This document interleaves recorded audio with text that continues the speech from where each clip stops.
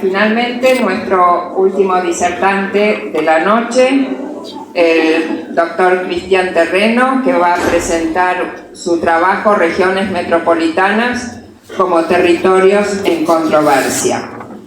Cristian es arquitecto por la FAUD-UNC, doctor en Estudios Urbanos Regionales DEUR de la Bauhaus de Weimar, promovido por Centro Universitario Argentino Alemán, magíster en Gestión Ambiental del Desarrollo Urbano y especialista en SIG, director de la Maestría en Gestión Ambiental del Desarrollo Urbano, profesor titular en el grado y posgrado en FAUD de la UNC y en la Blas Pascal, miembro e investigador del Instituto del Ambiente Humano Liliana Reinis y del Observatorio Urbano Córdoba de la Universidad Nacional de Córdoba.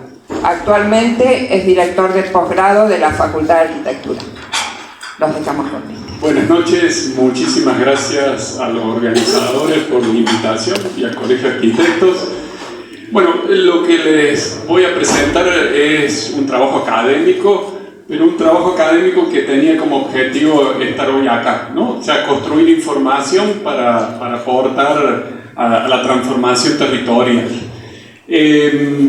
Este trabajo parte de estudiar la extensión urbana, bueno, algo que ya nos vienen presentando los compañeros previamente, pero sobre todo entenderla como un territorio en controversia, ¿no? O sea, un territorio donde algunos lo entienden como tierra de negocios, otros lo entienden como tierra de oportunidades, de conseguir un terreno barato y poder construirse la casa, algo difícil entre nosotros.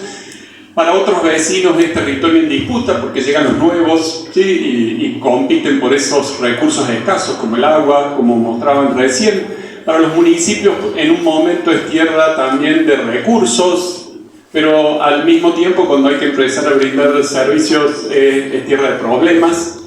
Desde lo académico, como mostraba la profesora Bachuk, es tierra de insostenibilidad.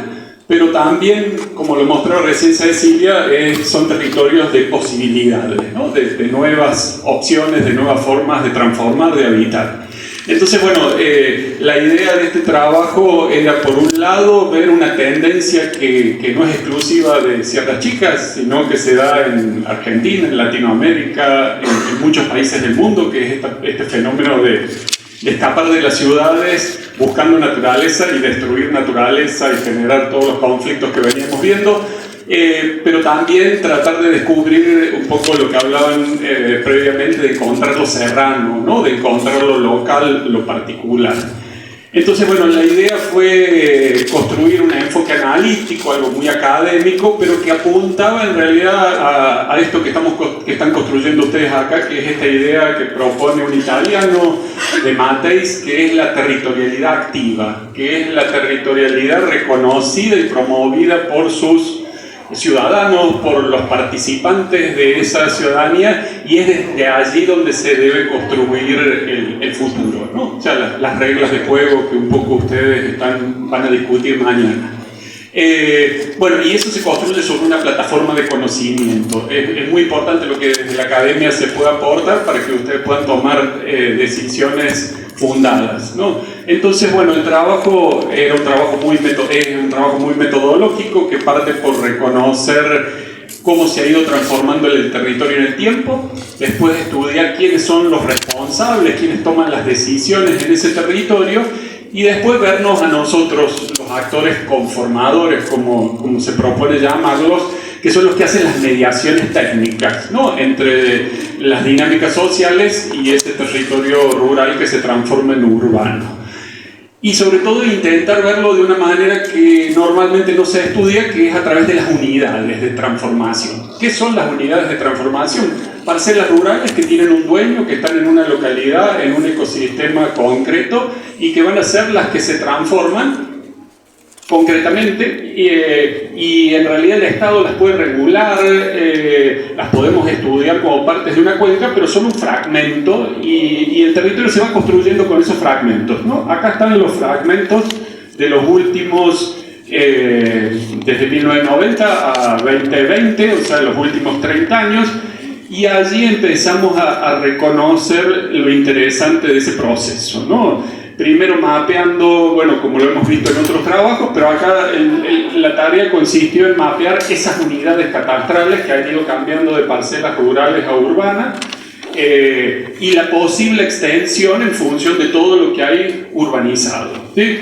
Y allí empiezan los datos interesantes tal vez para ustedes. Digamos que empezamos a calcular el consumo de suelo por habitante, por ejemplo, y cómo ha ido cambiando en algunos casos con una lógica muy clarita. Digamos, Mendiolaza, por ejemplo, tenía en el año 1991 un consumo de 1035 metros cuadrados por habitante, hoy tiene un consumo de 310. Y claro, la normativa en Mendiolaza lo logró, digamos, o sea, Mendiolaza propone lotes de 1000 metros, donde vive una familia tipo de 3,6 habitantes, y por lo tanto el consumo de suelo en Mendiolaza es como muy clarito. Pero hay localidades como las de ustedes acá en San Cipuede que son muy contradictorias, ¿sí?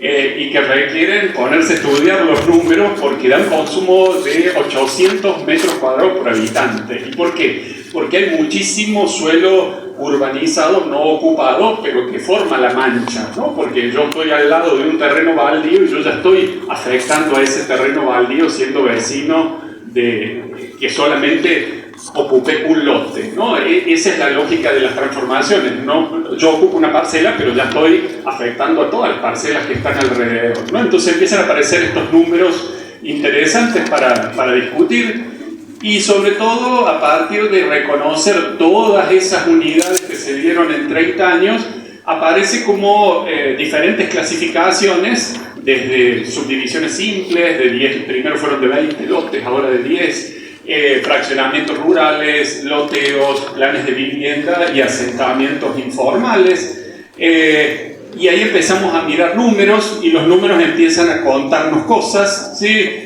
Como que es un territorio extraño, hay poca presencia de informalidad. En realidad la mayor informalidad se da en Juárez-Selma, que es parte del estudio, digamos, pero en estas localidades la informalidad no está, ustedes lo conocen, saben dónde está, pero claro, como está como muy mixturado el territorio, entonces desde esta lectura no aparece, ¿no? Después, bueno, son territorios del mercado, o sea, el Estado aquí no ha participado escasamente con algunos planes de vivienda puntuales que aparecen con muy poca superficie, y sobre todo es un territorio que se ha pensado en dos dimensiones, ¿no? Es tierra de agrimensores, podríamos decir, donde se ha loteado todo, pero nunca se ha pensado cómo se van a conformar las calles, cómo se van a conformar los espacios públicos, qué cualidades van a tener. Y bueno, y lo que planteaba Cecilia recién, una fuerte presencia de urbanizaciones que se están reciclando. Bueno, a partir de eso se hace un trabajo como de análisis, tomando variables que tienen que ver con el crecimiento urbano en Estados Unidos, en Europa, y que detectan ciertos elementos que representan lo problemático del fenómeno, ¿sí? Entonces se va haciendo un análisis por diferentes variables, desde cómo se va ocupando, si se ocupa a continuación de lo existente o se va saltando sobre el territorio, ¿no? Con todo lo que impacta en las áreas rurales y naturales. Y bueno, y van apareciendo mapas que muestran desde el tamaño, por ejemplo, fíjense, bueno, este es el talar de Mendiolaza, que obviamente se recicló desde tenía muy poca ocupación previo a 1990, o el terror, ¿no? Que van a generar esas imposibilidades de comunicación en el territorio, pero miren también todas las piecitas estas que dispersas en el territorio van impactando de otra manera. Bueno, se estudia la posición en las cuencas, por ejemplo, también, y vamos viendo que en algunas localidades la urbanización ocupa determinada posición en la cuenca y en otras diferente, y todos los impactos que eso significa tanto en la erosión del suelo como en la contaminación del suelo por los tratamientos de líquidos cloacales.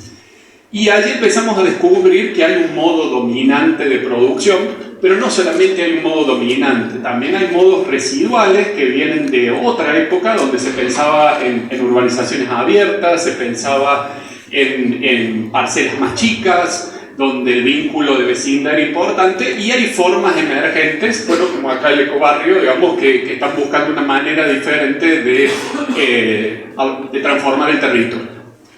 En la segunda parte se estudian algunos de estos loteos y buscando entender cómo son los procesos de transformación y sobre todo detectar, algunos sociólogos llaman las arenas, ¿sí? Los momentos en que los procesos entran en crisis por alguna razón y hay que destrabarlos para que el proceso continúe, ¿no? Entonces ahí es interesante porque, por ejemplo, en el Terrón aparece el problema del desmonte a mitad camino y es interesante ver cómo los actores allí se interrelacionan para frenar el proceso y finalmente cómo otros presionan para destrabarlo y finalmente el loteo llegar a ser ocupado, ¿sí? O en proceso de ocupación actualmente.